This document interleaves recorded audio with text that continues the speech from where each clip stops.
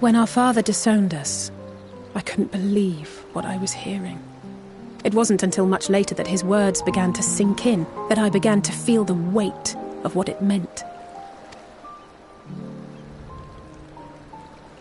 Do you remember when the decision was made to come to Charlian? Graham said that the Forum was determined to keep us in the dark, and that Father's venomous performance was part of that strategy, to keep us at arm's length. Perhaps it was. Father argued with Grandfather on many occasions, but never with such dismissive contempt. And when he demanded what justifies the sacrifices we make in war, I honestly didn't know what to say. Neither did Alpha know, I know, but never for one moment did I believe we had made the wrong choice. So all I could do was fume silently. It was only afterwards that I realized how childish I had been, how being stubborn and self-righteous must run in the family. If I could have just mustered a civil response, then things might have turned out differently.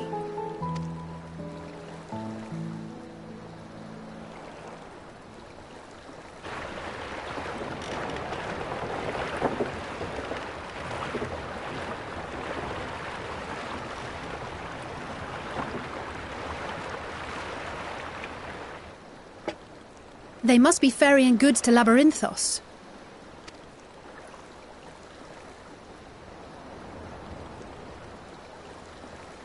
A vast complex beneath the island. Charlian is famous for archiving knowledge from around the world. Well, that knowledge is not preserved exclusively in dusty tomes and desiccated samples. Our living library, comprised of all manner of flora and fauna, is housed and studied within that underground facility. Still, that did seem to be an unusually large shipment. When I lived here, it was rare to even see such cargo transported by boat.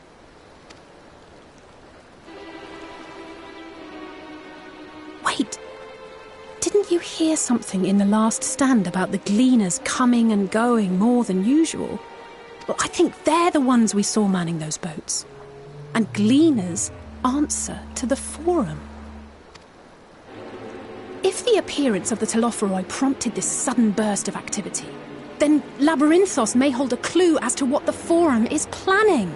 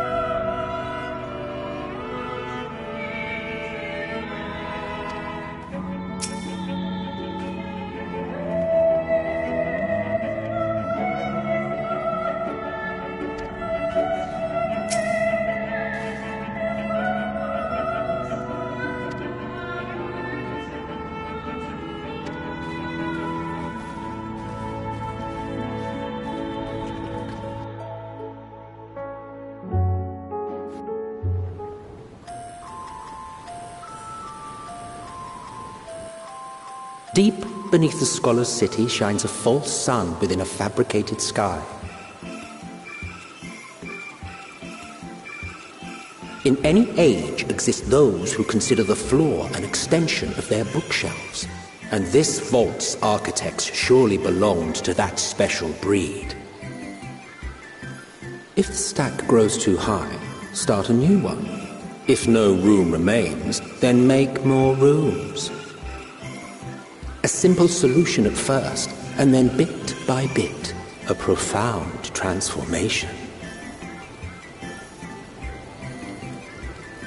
Knowledge buried beneath knowledge, a growing, creeping labyrinth from which there is no escape.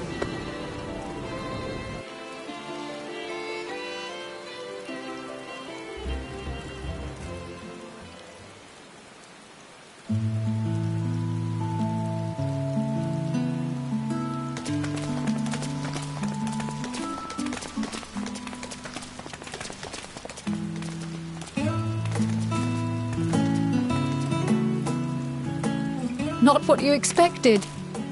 I must admit, the artifice is very convincing. But I assure you that we are beneath Sharlayan itself. The breeze you feel, the flowing waters you hear, all created by the hand of man. The island is volcanic, you see, and once upon a time this great hollow must have been a reservoir for magma. It was discovered some 400 years ago, at which point it was repurposed as a storage facility for scrolls and samples and such. Renovations have continued, with nigh on no interruption to this day, with the lower levels still undergoing expansion. Aren't those people gleaners?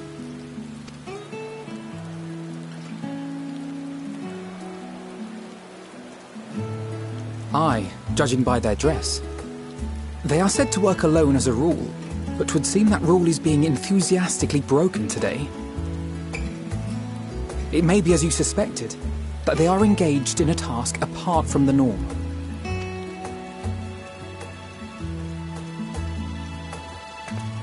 Let's spread out and get some answers then.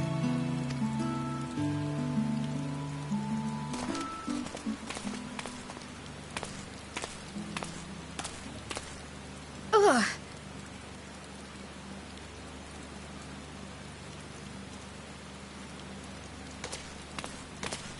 Did you call to me just now?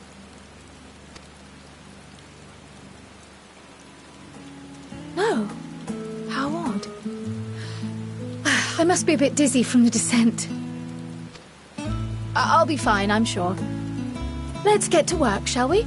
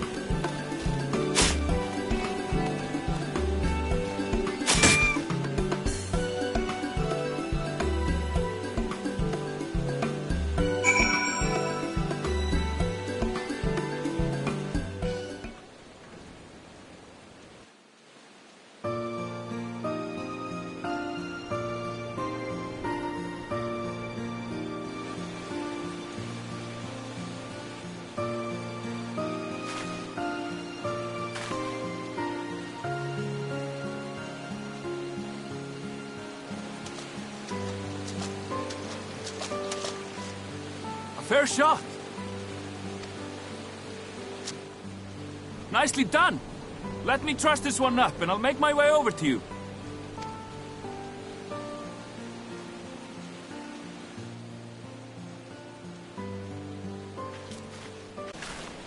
There you are. Any new revelations?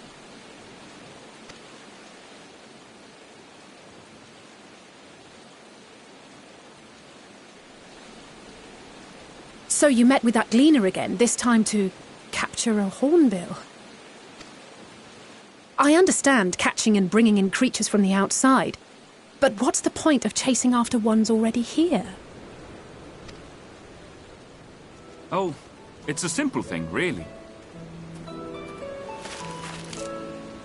Occasionally, we remove specimens no longer needed for study, or those we've had difficulty raising. But we can't simply turn them loose. Safely returning such creatures to their native habitats is another facet of a gleaner's duties. But not in this case, I'm afraid. I've been asked to bring the bird below.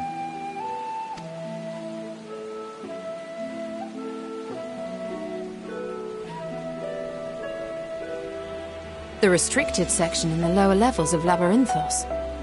Open only to a select few researchers hand-picked by the Forum. The projects down there are the subject of rumor and hearsay. Forbidden magics. Advanced technologies that can never be allowed to fall into outside hands. Even Archons are not privy to the truth. Those who are, the researchers involved in this secretive work, are not permitted to walk freely in the city, and are instead required to live in isolated quarters.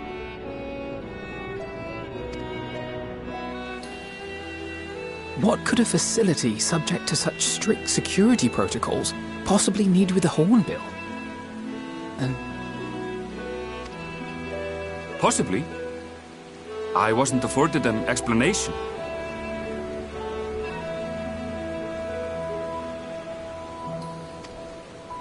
But judging by the requisition list given to me and my colleagues, I doubt it's for any kind of advanced research. I'd be more inclined to believe we were making preparations to migrate to the south. Mericidia or thereabouts. What? Why would you say that? Much of the flora and fauna we were asked to procure could serve as reliable sources of sustenance.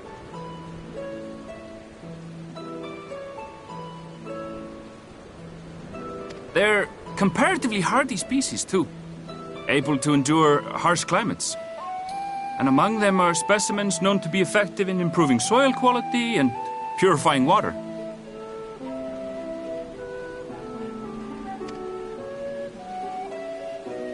When you put it that way, migration does sound like a reasonable assumption. That's all it is, though. An assumption. Through our tasks, we gleaners glimpse only bits and pieces of the Forum's plans.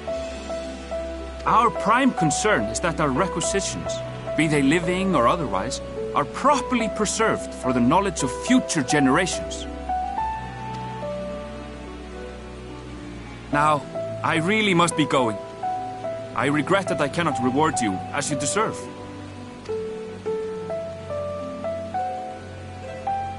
Perhaps you might reward us after a fashion, then. It is imperative that we reach the lower levels. And seeing as you are already set to descend with your assigned cargo, mayhap we could accompany you as your assistants. I'm afraid that won't be possible. Once the animals have been prepared for transport, we send them down separately via the lift. I will, of course, follow after to make my report, but I can hardly pass you off as porters when there's nothing left to carry. Indeed. Pray forget I said anything.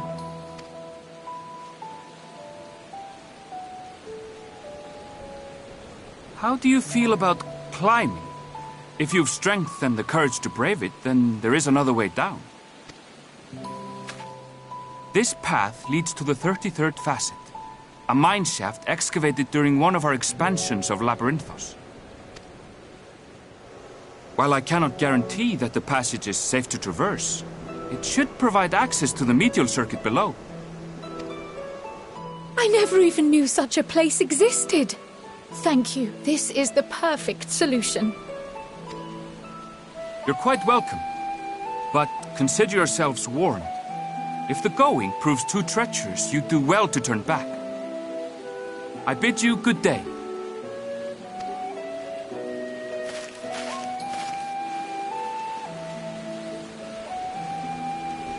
Well, turning back is hardly an option, not when we've come this far. Let's go and take a look at this mine shaft.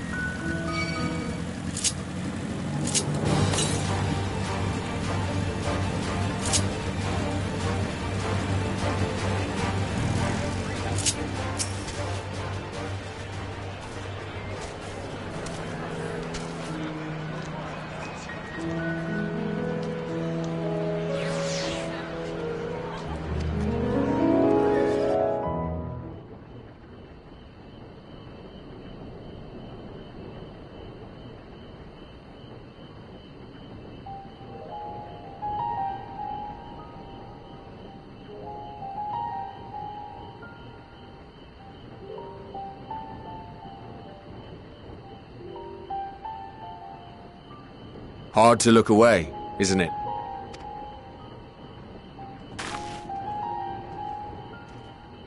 But they're more than pretty flowers. Heart blooms are attuned to ambient emotion.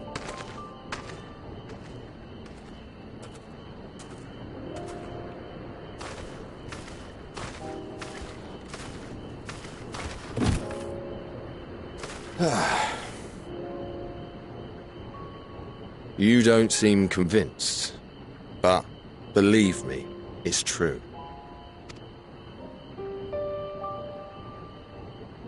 This ashen grey, for instance, it mirrors the anxiety and urgency of those working nearby as they rush to fulfill sudden orders. Intense feelings like those spur the petals to change colour. Bright glowing hues in the presence of joy, dark subdued shades for frustration or despair. Yet even with the collected wisdom of Charlian at our disposal, we've yet to identify the underlying principle of this empathic effect. And there are other mysteries besides. Although the flower is extraordinarily long-lived, its low reproductive rate has made it difficult to find younger populations growing in the wild.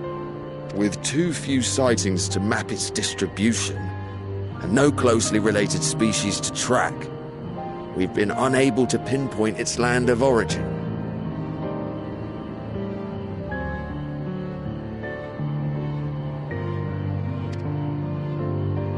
To further complicate matters, every culture, even dimly aware of its existence, has given it a different name and mythos.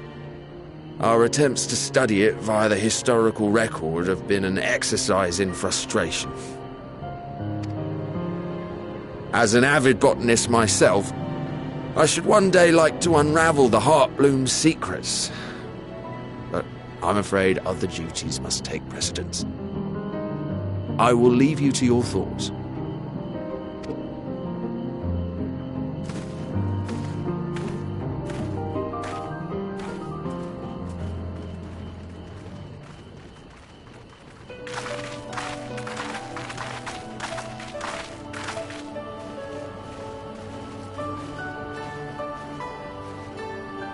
Have you learned aught of interest?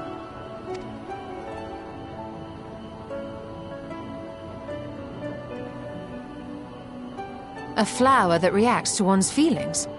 Strange. I must say, I have never heard of such a thing.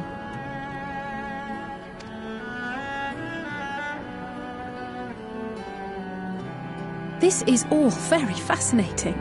But as it stands, we fail to gain any significant insight into the Forum's undertaking. Indeed. While there is certainly enough activity to support Erenville's supposition that a priority has been placed on improving food production, unfortunately for our investigation, these workers were never informed as to how their duties serve the master plan.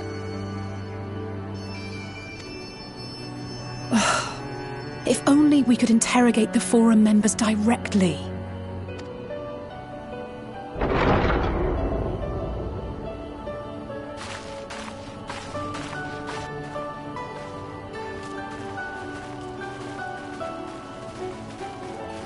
Isn't that the entrance to the Archaean?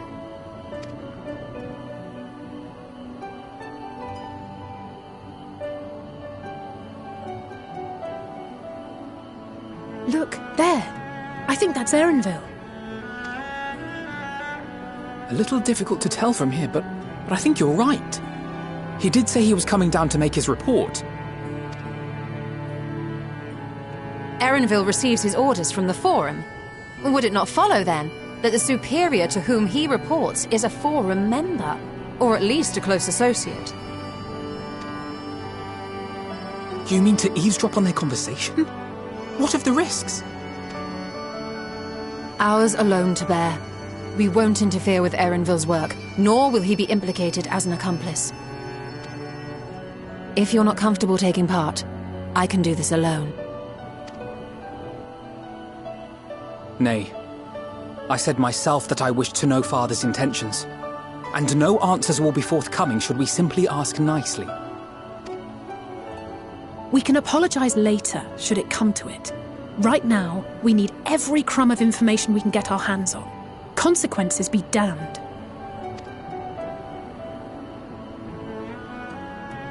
It might be best if you came along as well. In fact, we should all...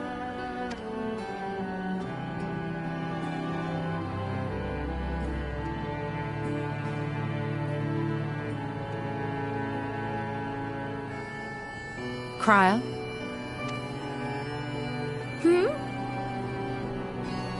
Oh, yes. That certainly sounds like a plan. I'm glad you agree.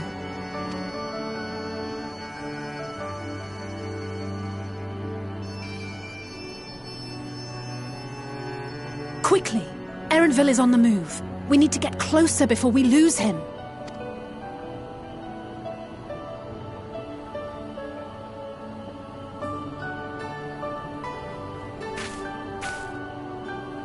Almost. I can almost reach you.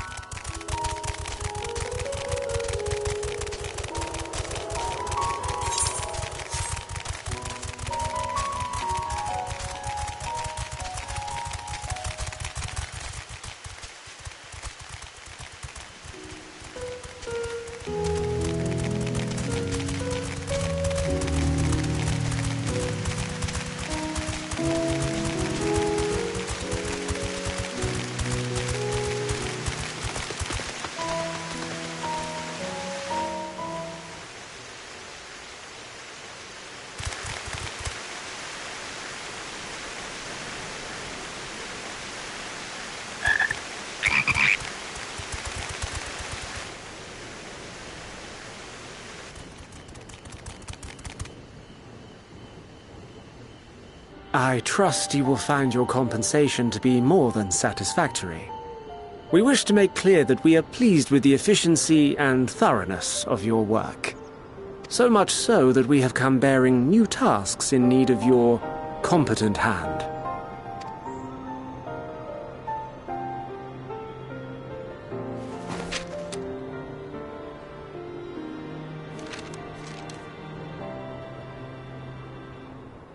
Another lengthy list. If I may speak frankly, the Gleaners have been pushed to the point of collapse by your unending demands. We are not familiars to be exploited. We are Sharlayan scholars, and we deserve an explanation for this unseemly treatment.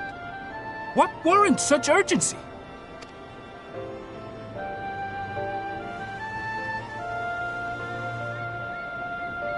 In an age long past, Sharlayan was charged with a momentous duty. And now that word of the final days hangs heavy in the air, the time has come for us to fulfill that charge. I can say no more, but I promise you this. All will be revealed in due course. And when it has, you will understand that your toil was in service to the greatest good.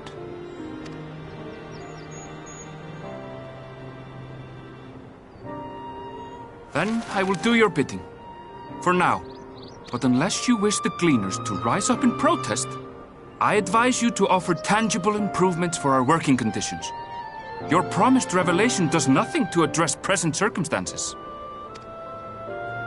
A fair point. Your concerns will be conveyed to the Forum.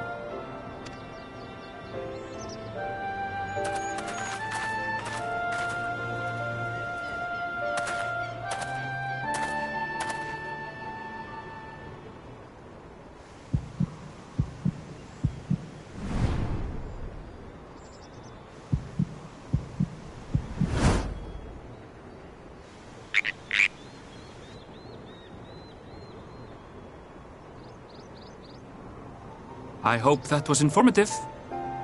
You may consider my debt to you repaid in full. While I do have my reservations about the Forum, I want to believe that they have our best interests at heart. Which is why I'm reassured that you're busy sniffing out the truth of things. We can ill afford to place all our eggs in one basket, this master plan of theirs, without first understanding the risks involved.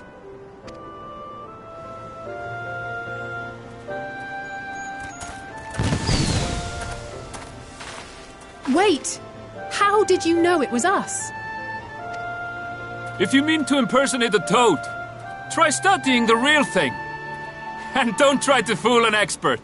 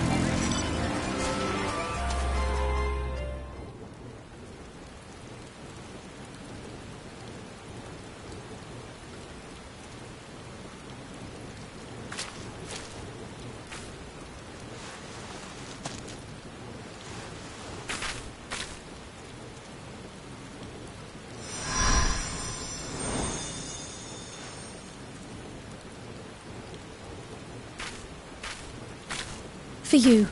The spell will keep it from wilting. She said you would need it for the journey ahead.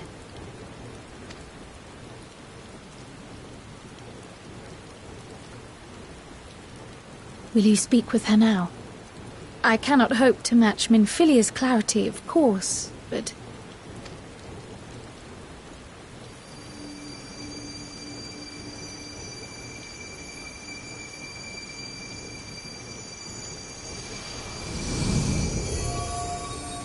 Thank you. Do not worry. She has lent me her body for only a moment. Just as I could not save the first from the flood of light, it has become arduous for me to interact with the physical world without assistance.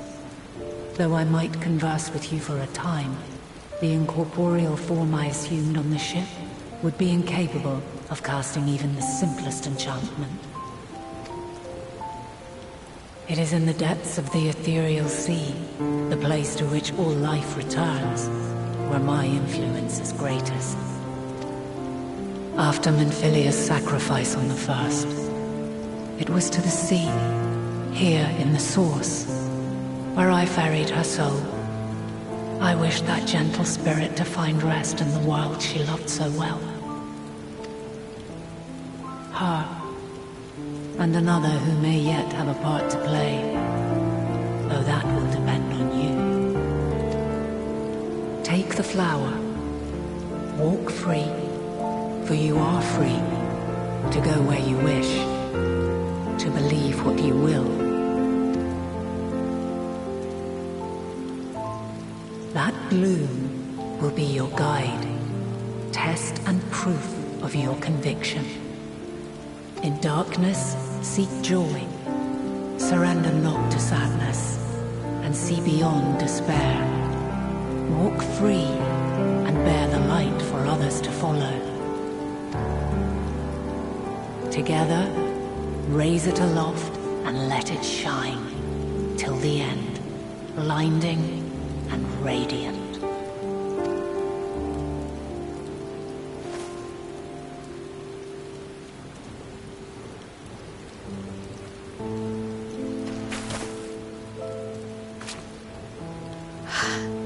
That was all too brief. Already she seems so far away.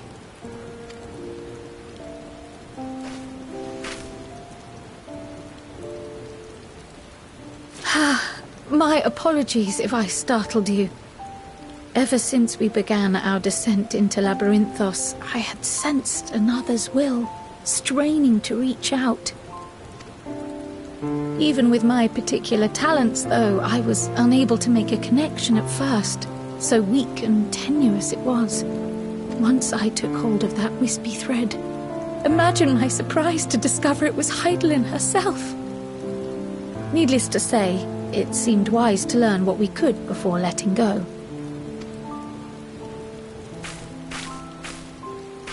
Her answers were more cryptic than I would have liked, but at least she left us with a guide of sorts, that unusual flower.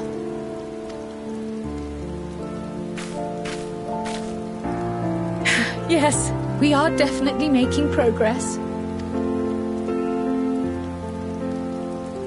You can't be serious! We've done nothing wrong!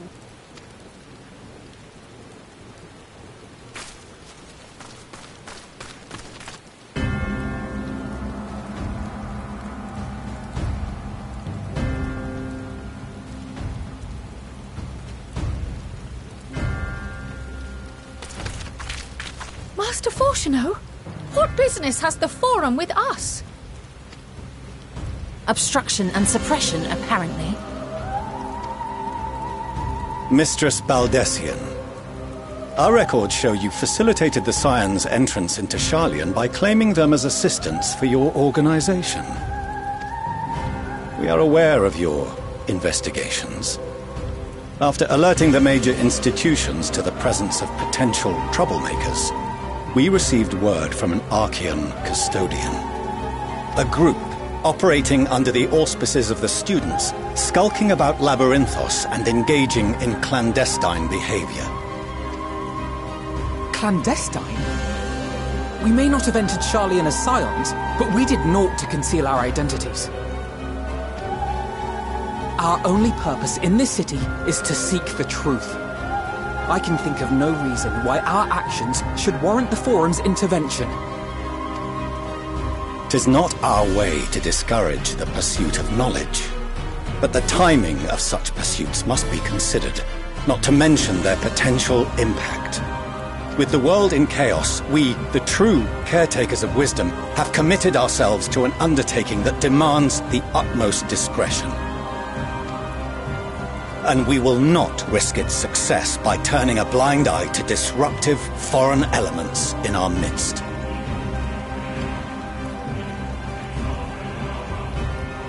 What, then, is to be our fate?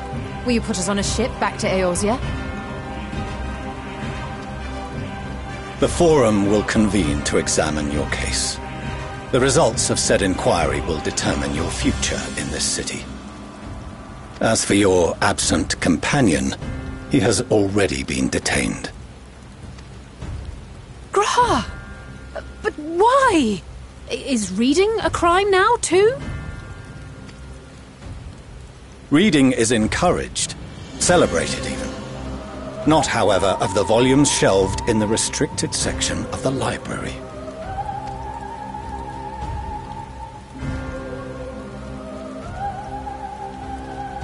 Refusing to comply will only make matters worse. Let us instead treat this as an opportunity to open a dialogue with the Forum.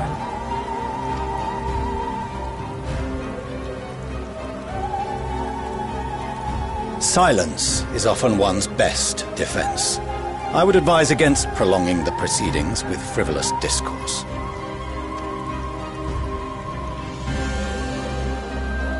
But enough. This is not the place for debate. The rostra await.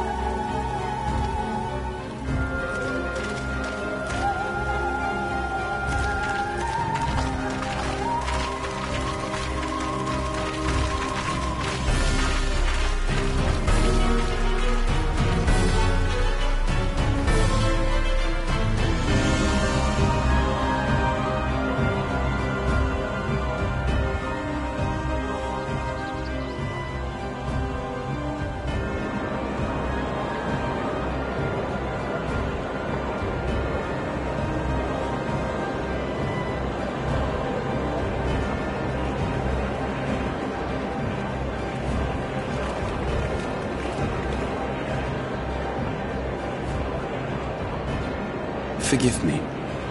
I was careless. We would have been detained regardless. This way, at least, we managed to stay together. I trust your time was well spent.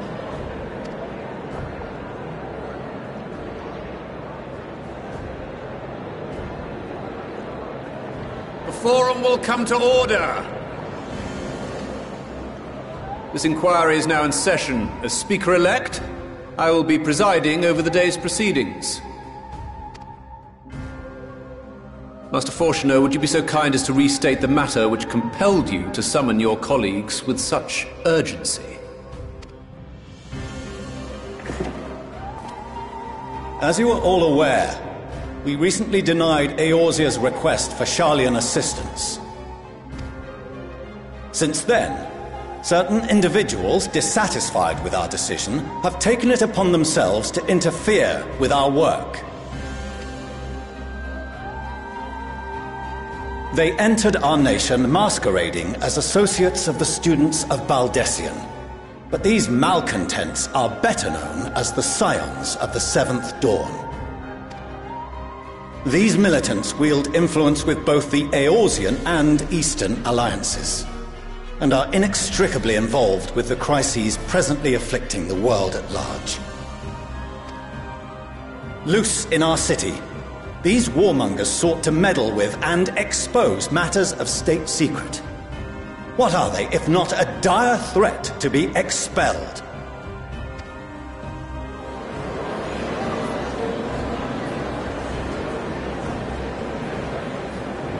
You have tarnished the good name of the students. Galuf would be ashamed.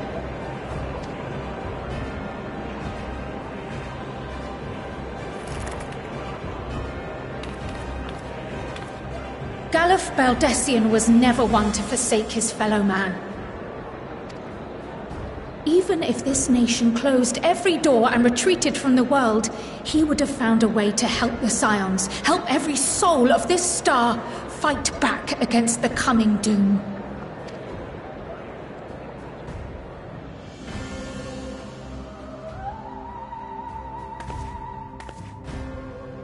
A terrible enemy stands poised to lay waste to all we hold dear. In the face of such madness, Eorzea reached out to Sharlayan, a respected ally, in the hopes of forming a united front. Was your curt dismissal truly the best you could offer? Or are you so preoccupied with your momentous duty of an age-long past that even the end of the world is unworthy of your attention?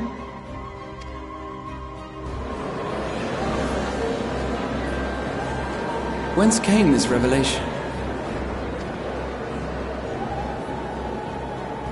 From the mouth of a Forum member within fortuitous earshot.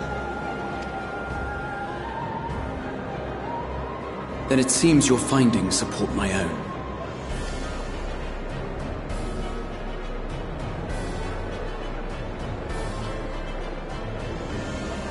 The reason I visited the restricted shelves was to study records of the Forum's policy-making process, to better understand the historical trends underlying their most major decisions. At first glance, the positions of neutrality in war and the accumulation of knowledge above all else appear constant and consistent, the unchanging pillars of Sharlayan society. And once upon a time, I might have left it at that. These days, however, I am more attuned to the subtleties of governance, and so I noticed something odd.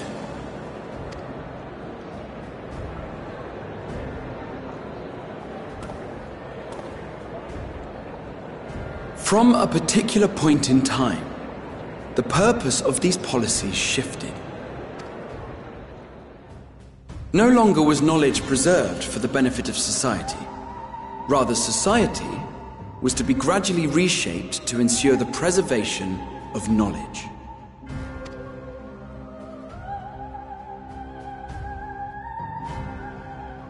The most conspicuous and telling change was the one which befell Labyrinthos. Once little more than an oversized storehouse, an enormous allocation of funds saw it transformed into an advanced research and archival facility. I also discovered a fascinating account on the finances of our Dravanian colony. The settlement attracted students from far and wide, and the connections and tuition fees thus acquired were funneled into further improvements for the archives. Now, there is no question that our nation's progress is tied to the acquisition of wisdom. Nevertheless, the vast resources diverted for this purpose borders on the obscene. But returning to the matter of when, our change in course appears to have been made some 270 years ago. The very same period when Sharlayan scholars in the hinterlands began a formal study of the ethereal sea. You found something, did you not? And whatever it was, gave rise to your oh-so-important duty. Mind your tongue, Archon. If you had seen...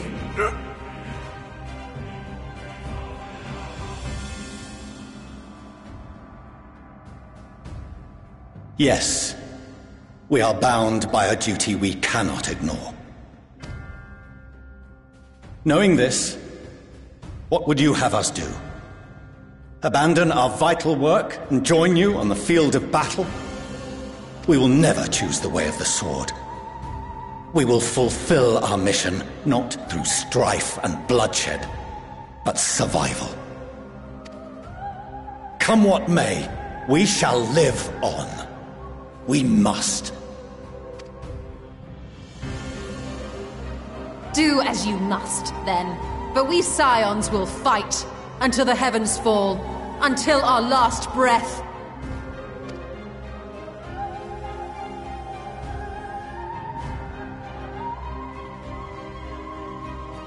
Such misguided zeal.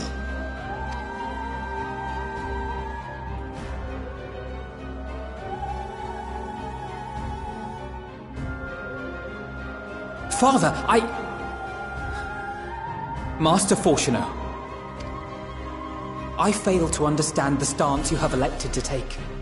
But by the same token, I have yet to find a compelling argument to counter the challenge you put to us in Gridania. Still, in the midst of my uncertainty, I must trust in myself to do what is right, as others have chosen to trust in me.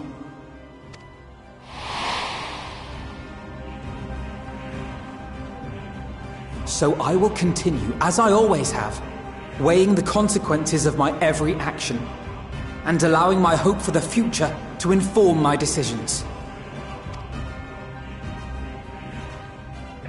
That's quite enough. Have you all forgotten the reason for this assembly? Skolok Monteshane. He's the head of the Studium and an old friend of my grandfather's. Honestly, every discussion devolves into some interminable debate. Terrible habit. Let's return to the topic at hand, By their own admission, these Scions have resolved to fight alongside the Eorzean nations against the doom which swift approaches. But there exists no evidence of an attempt to incite our citizens to do the same. Furthermore, while our decision may well have been the correct one, we cannot simply bull our way through these disagreements without inviting doubts or objections. Put yourselves in their place. Who among you would leave a tome unopened if an elder forbid you read it with no reason given? Now, if we're to quell further discontent, then we must conclude this matter with a fair and even hand.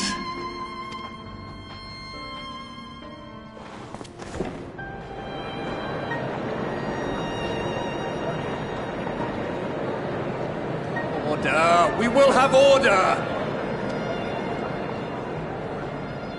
Master Monteshane raises some valid points. Keeping such concerns in mind, I propose we enforce the following measures.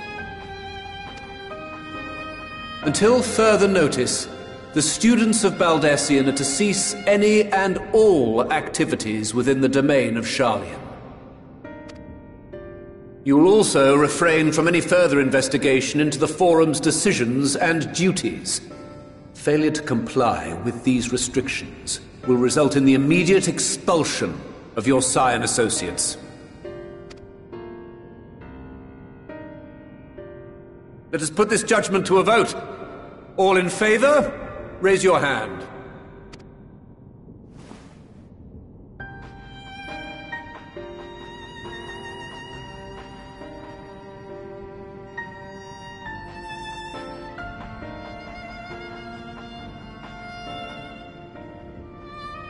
I count 51 for and 48 against. The proposal is passed. Students, Scions, you have heard the Forum's judgment. Pray abide by it, or face the consequences.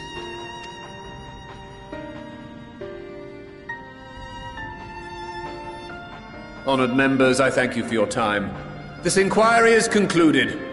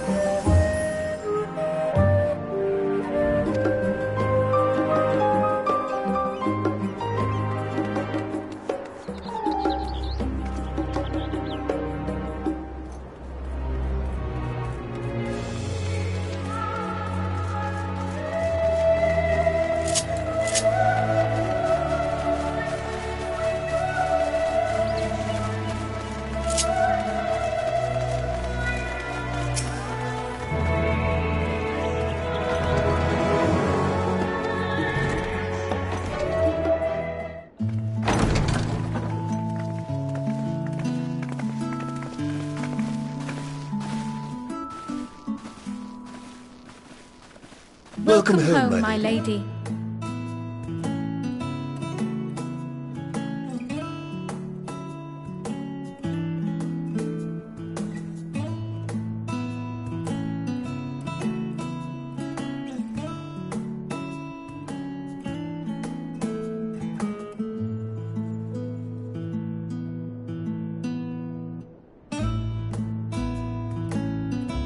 What?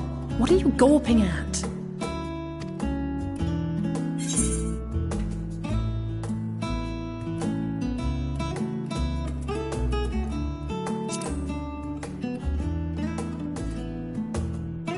Oh, I suppose I never gave the decor much thought. I'm glad that you approve, I think.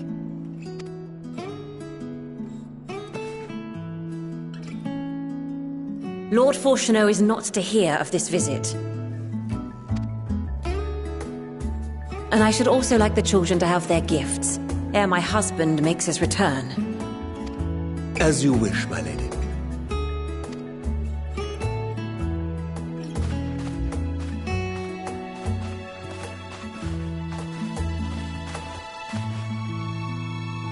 Master Alphino, Mistress Alice, if you'd accompany me upstairs. We shan't be long.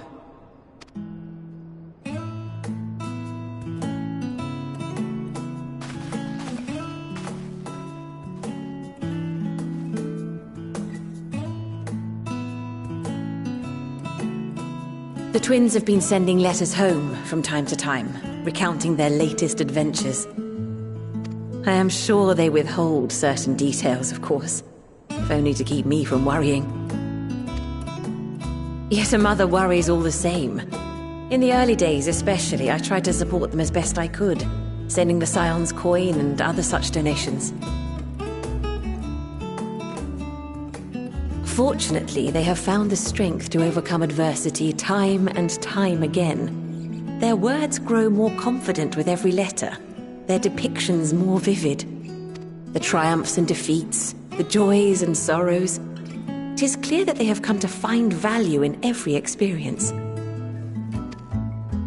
But of those they treasure most, it would seem that meeting you might be the most impactful. Why, since that fateful day, I do believe there has not been a single missive in which you were not mentioned by name.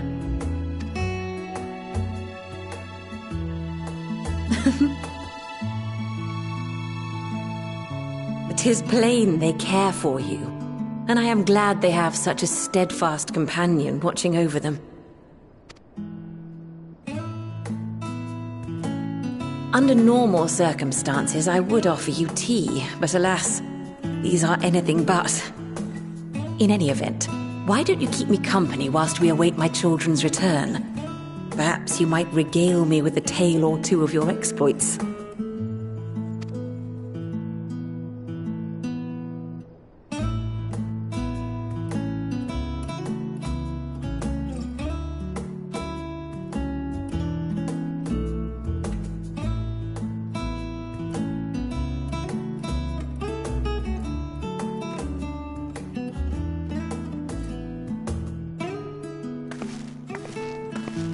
When you mentioned gifts, I wasn't sure what to expect. Mother, Oh, look how well it fits you. And the style is to your liking?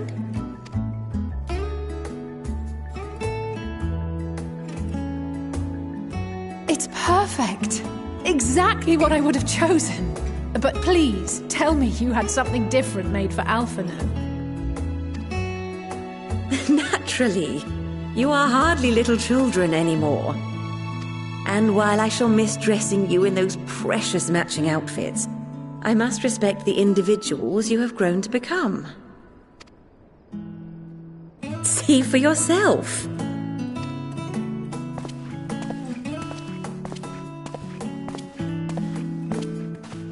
Thank you for the splendid clothes, Mother. Stylish, comfortable, and eminently practical. I am so glad you like them. They are, however, missing one final touch.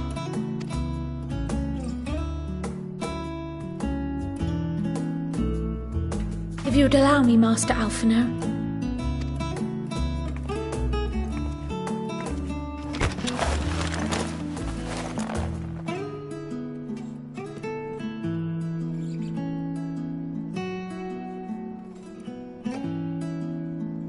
Wait. Are these... A sage's tools of the trade. They belonged to your father.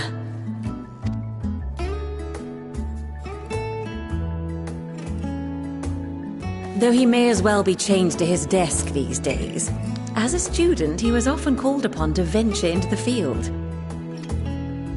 He wielded those armaments, both to heal and to harm in no few battles. None so fierce as those you two have braved, perhaps, but battles nonetheless. Thus did I pull them out of storage, to show you that he was not always the man who stands in vehement opposition to you now. And also because it would be a terrible waste of ridiculously expensive House Leveilleur commissioned artistry.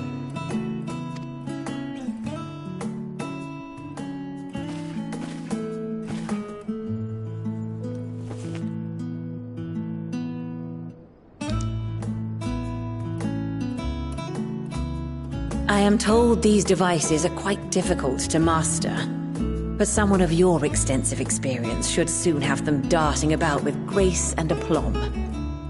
May the wisdom in that crystal serve you well. And please, try to find common ground with your father, that you might come and go without need for this awful subterfuge.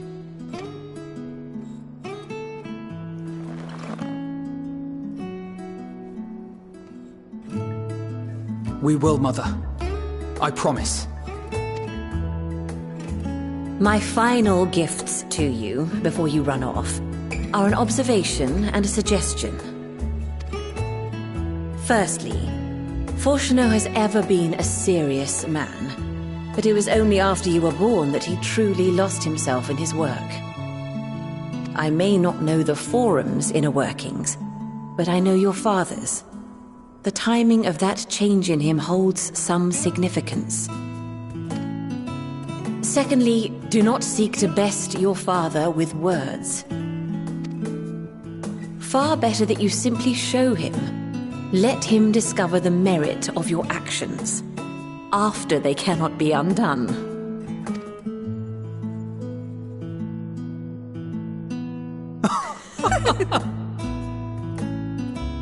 Oh, Mother. We shall take your wisdom to heart. Thank you again for these gifts, and farewell for now. Safe travels, my children. Eat well, stay warm, and keep your friends close.